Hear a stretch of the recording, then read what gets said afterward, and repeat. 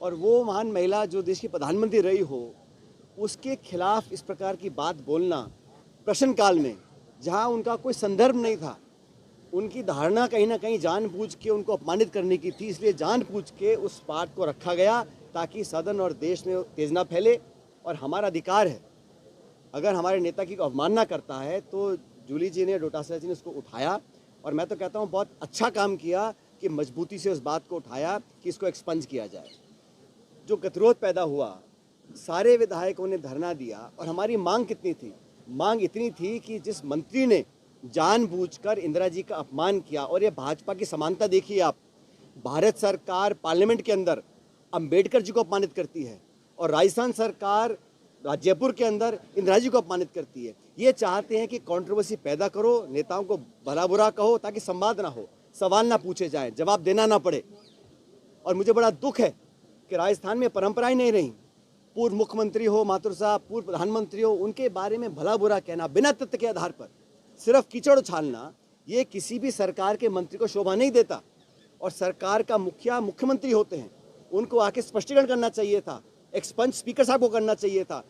बावजूद उसके 3-4 दिन के धरने के बाद जब इस बात पर सहमति बनी कि दोनों पक्ष अपनी बात रखेंगे, और हमेशा होता है हर गतिरोध का समाधान चर्चा के बाद होता है, जब समाधान की ओर हम बढ़ रहे हैं, और पारिक साहब, जूली जी, डोटासरा जी, 3 लोगों ने पूरे प्रकरण पर अपना खेत पकड़ कर दिया सदन के पटन पर। उसके बावजूद भी सरकार के उस मंत्री ने ये ठीक नहीं समझा, सरकार के मुख्यमंत्री ने ठीक नहीं समझा कि अपना खेत प्रकट करें, उस मामले को एक्सपंज कराएं। इंदिरा जी के बारे में बुरा बोलना, और हम सब विधायक, आपने 6 लोगों को सस्पेंड किया, बिना वार्निंग के सस्पेंड किया। आपको लगता है कि आप 6 को सस्पेंड कर दोगे, 60 को सस्पेंड कर दोगे तो लोग आपको बहुत बहादुर समझेंगे। ये सदन इस प्रदेश की जनता की अमानत है, ये संपत्ति सत्ता की नहीं है। सत्ता विपक्ष दोनों गाड़ी के 2 पहिए हैं, और एक भूमिका हम लोगों की भी है।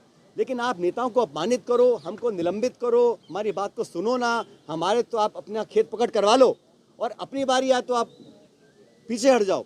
ये नैतिकता के आधार पर गलत है। आज जो हजारों की संख्या में लोग इकट्ठे हुए कांग्रेस पार्टी के आह्वान पर, नेता प्रतिपक्ष और डोटासरा जी के आह्वान पर, इस बात को दिखलाता है कि हमारे देश में परंपराएं, संस्कृति, इतिहास ऐसी नहीं है कि आप जो इस दुनिया में नहीं हैं, जो पदों पर रहे हैं, इनके बहुत से नेता दुनिया में नहीं हैं, हम उनके बारे में बुरा बोलें, कैसा लगेगा भाजपा के साथियों को? तो ये जो नई प्रकार की राजनीति उत्पन्न हो रही है, ये नकारात्मक राजनीति है।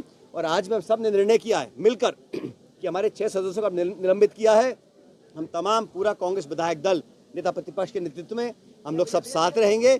सरकार की जिम्मेदारी होती है सदन को चलाना, विपक्ष की जिम्मेदारी नहीं है, ये जिम्मेदारी सरकार की है।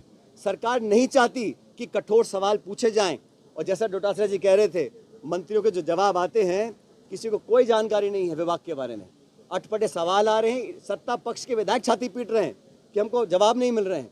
तो सरकार की जो परफॉर्मेंस है उससे छुपने के लिए सदन बाधित रहे, गतिविधि ना चले, प्रक्रिया ना आगे बढ़े, पारदर्शिता खत्म हो जाए, हमसे कोई पूछे ना, सबसे आसान तरीका है गतिरोध पैदा करो और सदन को ना चलने दो।